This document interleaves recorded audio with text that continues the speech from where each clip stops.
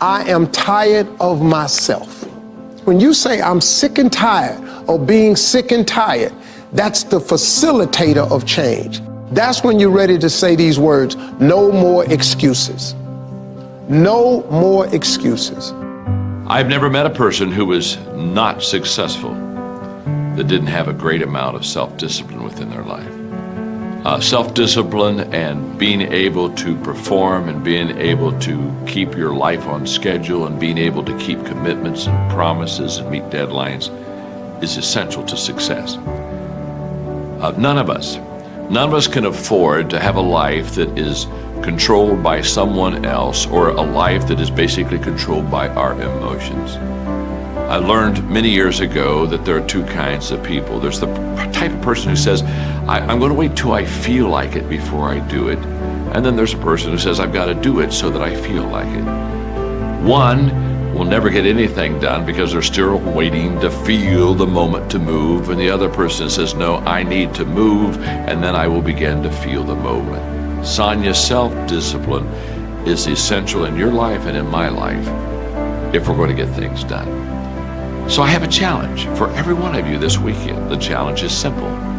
As you go through your weekend, and sometimes it's kind of hopefully an easier time of your week, ask yourself, am I practicing self-discipline in my life? Am I doing the things that I should do because I need to do them, or am I kind of waiting to feel the moment? If you don't know this quote, live by it.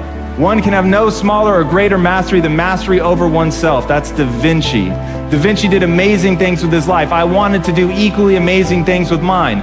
And if that's the game that we're playing, if I can construct my belief system, if I can choose at any moment to believe something that's more empowering than I was believing the moment before, and that will actually find its way into my actions, allow me to do things that I couldn't do the moment before, then it's like that moment in The Matrix where Neo realizes he knows Kung Fu. And that's like, as funny as that is, that's how I think about life. To me, the very fundamental purpose of life is to find out how many skills I can acquire that have utility, and then put that utility to the test in service of something greater than myself. Stop comparing yourself to others. So the first thing you do is stop focusing on other people. Instead, focus on being the best version of you that you can.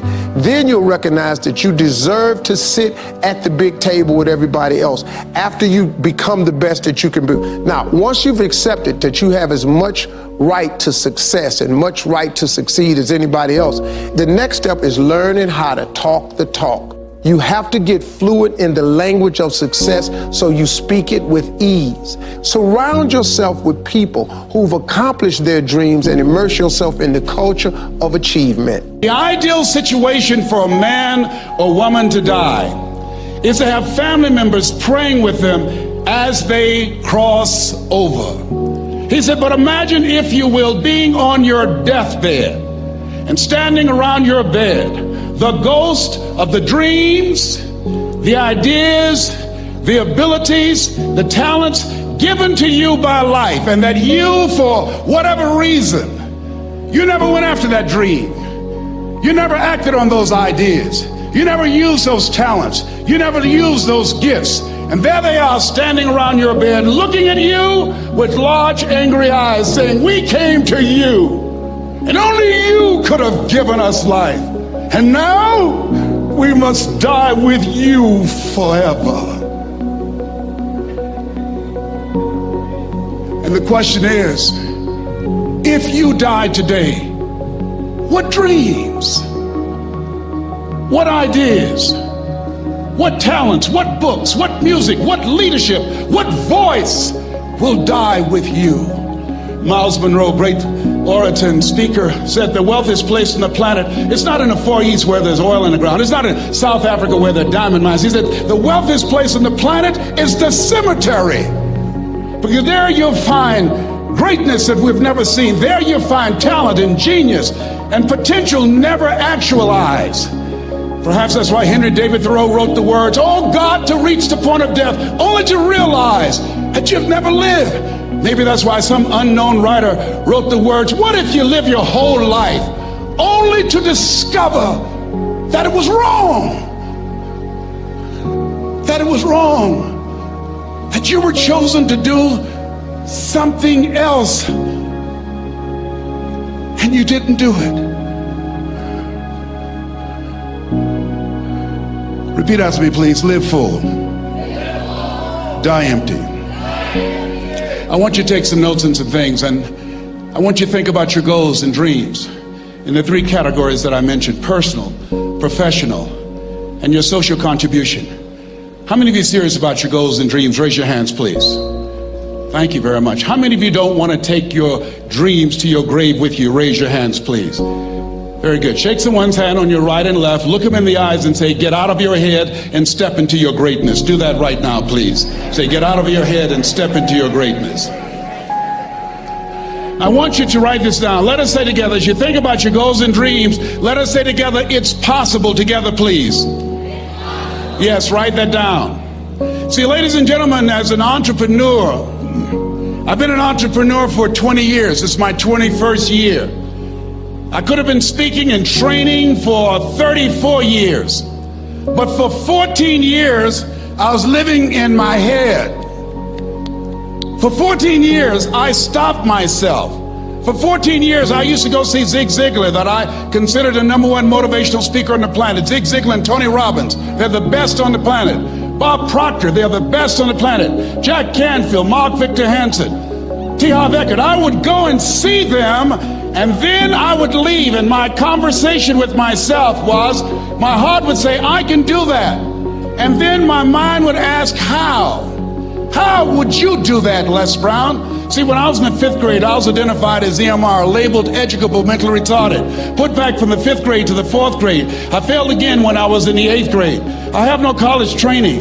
And a man changed my life, and I'll never forget his name, Mr. Leroy Washington. He's in his 80s now, and he's blind from glaucoma, but he gave me a different vision of myself. I was in his class waiting on another student. He came in and said, "Young man, go to the board and work this problem out for me." I said, "Oh, sir, I can't do that." I said, "Why not?" I said, I'm not one of your students." He said, "Look at me." "Yes, sir. Go to the board and work the problem out anyhow." I said, "Sir, I can't do that." He said, "Why?" I said, "Sir, because I'm educable mentally retarded, sir. I'm in special education."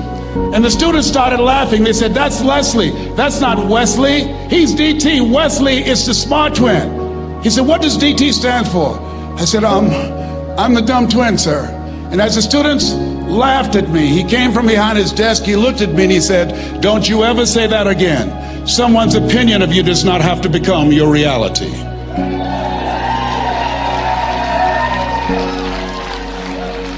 On one hand, I was humiliated, but on the other hand, I was liberated, because he looked at me with the eyes of Goethe, who said, "Look at a man the way that he is, he only becomes worse.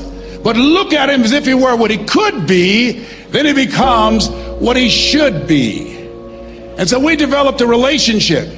And one of the things that I can just tell you as you think about your goals and dreams, all of us can say in a spirit of integrity that it's possible. That if anybody at any point in time lived their dream, then it's possible that I can live mine. And what I did was, I made a mistake. I looked at my goals and dreams, and my mind said, "How will you do that?" I went from my heart to my mind, and I stayed up there for 14 years. 14 years. I can't bring those 14 years back. Those years are gone. And I've made a mission in my life to help people to stop putting it off and procrastinating. How many ever thought about something you wanted to do and you procrastinated, you talked yourself out of it? Raise your hand, please. There's a proverb that says, if there's no enemy within, the enemy outside can do us no harm. And so, as you look at your goals and dreams, every day we must convince ourselves, we must sell ourselves on that it's possible. Every seminar, every workshop, every book that I've ever read, every speaker that I've ever heard, it interrupted what I was believing about myself. Everything that you do, everything matters. As you go through each day, I know now as I look back at age 63, looking at my life, everything matters. T. Harvey's right. How you do anything is how you do everything. And I realized that the choices I was making was based upon how I saw myself. Let us say together, it's necessary. Write that down. It's necessary as you look at your goals and your dreams, it's necessary that you have a strategy and a game plan to change the story that you believe about yourself. And that's an ongoing process. I've discovered, and many people have, that what we do, what we accomplish, what we produce is a result of the story we believe about ourselves. My favorite book says, "Be ye not conformed to this world, be ye transformed by the renewing of your mind." And so as I began to work on myself, I realized that I'm getting out of one story and stepping into another story. As I become aware of some things, there's still some things I'm not aware of. So I'm still growing, I'm still developing. I'm like the lady who said, "Lord, I ain't what I want to be, ain't what I'm going to be, but thank God I sure ain't what I was." But I realized that you have to work on yourself on a regular basis, and write this down, for mental mindset. For mental mindset and stamina. Because things are going to happen to you. I believe that the reason that most people go to their graves with their talents and abilities and skills in them is because of the fact, number one, many are like me. They didn't know that they didn't know and thought they knew. I thought I knew myself, and I really didn't know myself as well as I thought. I've discovered that sometimes people can take you to a place within yourself that you can't go by yourself. The other reason is I was afraid. I never worked for a major corporation. I wanted to speak for corporations. I was afraid I would be exposed because I don't have a college education. I felt inferior because of the fact that I don't have a college education. I allowed that level of fear of failure to stop me. And because I never had any experience in it, I assumed that I could not do it. I was paralyzing myself by believing and assuming the limited part of myself as opposed to believing that I had something special. You have something special. There's something you want to do. Because you don't know how to do it doesn't mean that you can't learn. I like something that I heard. You don't have to be great to get started, but you have to get started to be great. Repeat after me, please. Leap and grow your wings on the way down. See, the people that will live their dreams, the 2% that will do that, these are, and write this down, become a risk taker. They're risk takers. They don't mind failing. They don't mind making mistakes. They're willing to take life on, take life in the collar. This, God said, if you're not willing to risk, you cannot grow. And if you cannot grow, you cannot become your best. And if you cannot become your best, you can't be happy. And if you can't be happy, then what else is there? I like what Helen Keller said. She said, life is short and unpredictable. Eat the dessert first.